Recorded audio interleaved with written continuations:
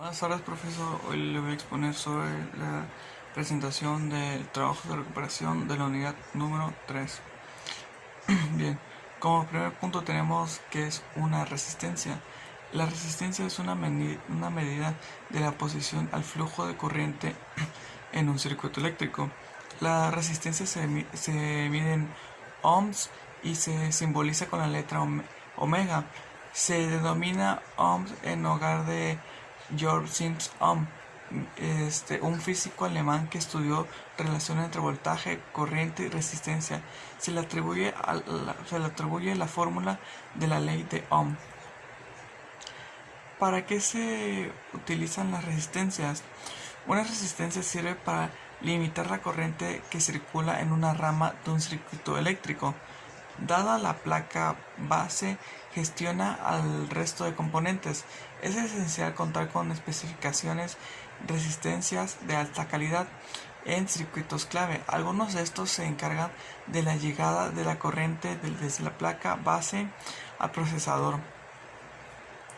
Bien, algunos ejemplos pueden ser en el circuito de un calentador eléctrico, como la resistencia se determina y midiendo el voltaje del circuito y la corriente y luego aplica la ley de Ohm. Otro ejemplo es en el primer ejemplo, la resistencia del circuito normal. Una referencia conocida es 60 ohms. La resistencia se puede ayudar a determinar las características de un circuito. ¿Qué es la corriente eléctrica? Es el movimiento de las cargas eléctricas a través de un medio conductor. Se conoce a corriente eléctrica y se origina al poner en contacto dos elementos entre los que hay una diferencia muy potencial. La corriente eléctrica continua es aquella que fluye a un punto a otro, siempre en el mismo sentido, mientras que la corriente alterna es aquella que fluye de un punto a otro, cambiando en sentido periódicamente. La electricidad comercial a gran escala procede de generadores que proceden de corriente alterna. La corriente de una pila o batería, en cambio, es del tipo continuo. Cuando las cargas eléctricas fluyen a través de un material conductor, chocan con sus átomos. Los electrones ceden una gran parte de la energía que contienen y los átomos ganan velocidad cuando se manifiesta a través del calor. Bien, ¿cómo se calcula la corriente total de un circuito en serie y en paralelo? Primero tenemos que hallar la resistencia total del circuito. Imagina que usas una pajilla para beber, apriétala muchas veces. ¿Y qué es lo que se nota? Obviamente ese líquido que fluye disminuirá. El efecto a apretar con los resistores. Ellos bloquean el agua, que es la corriente. Como los pellizcos están en la línea recta en esta serie. Como segundo punto es identificar el voltaje total del resistor.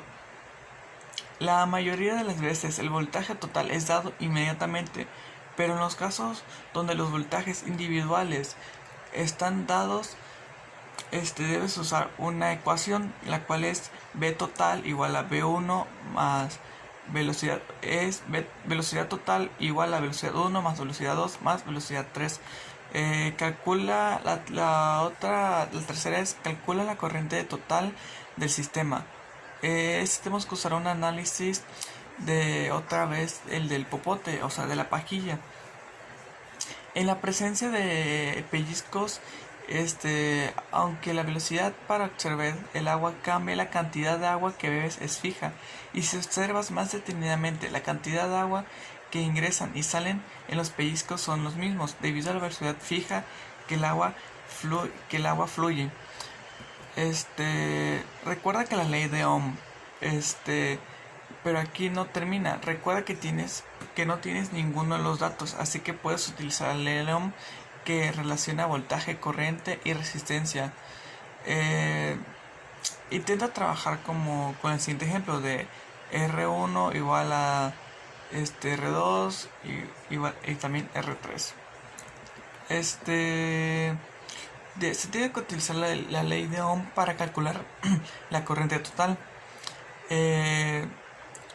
1 total igual velocidad, total igual a 2.5, velocidad entre 1 ohm, entre 25 ohms, y total igual a 0.1190 amperes.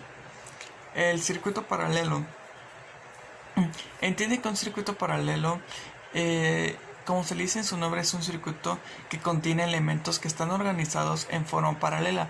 Utiliza múltiples cableados organizados que crean rutas donde la corriente puede viajar. Otro punto del circuito paralelo es calcular el voltaje.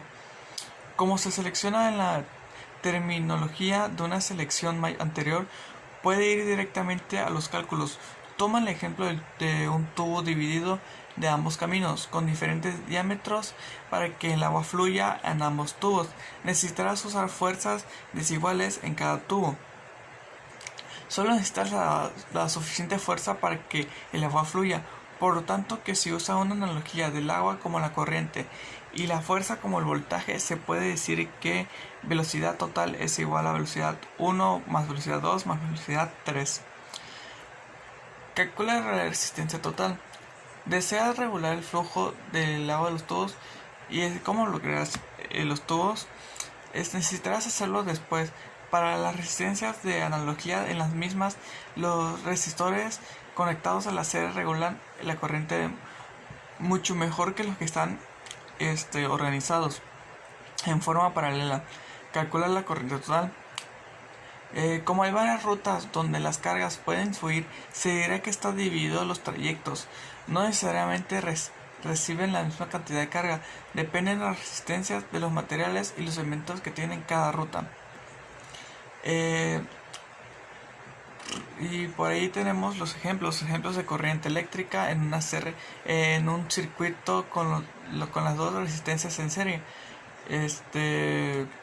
Por ejemplo, problema 1, tenemos las resistencias de 6 ohms y 12 ohms en serie. ¿Cuál es la resistencia de dicho problema?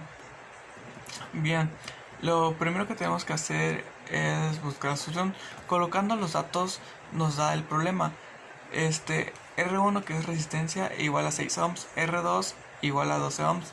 En un circuito en serie las resistencias se suman, entonces RT es igual a R1 más R2. Sustituyendo nuestros datos a la forma es RT igual a 6 ohms más 12 ohms, que da igual a 18 ohms. Resultado, por lo que tenemos que una resistencia equivalente a 26 ohms. Bien,